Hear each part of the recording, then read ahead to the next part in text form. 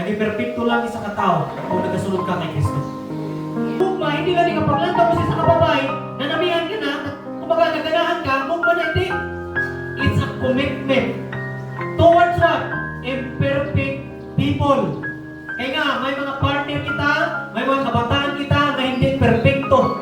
That's why ginahigugma gyapon naton. Kaya nga, ginahigtudluan ta sa Ginoo kung paano magigugma sa mga hindi karapat-dapat sa aton pagigugma.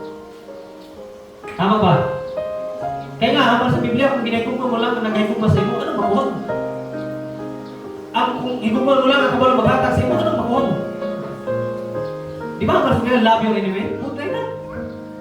Tama? Punta na. Kaya nga, kita tanan, hindi ta perfect. Bisan pa mga ka pastor, wala ko yung ng malaki.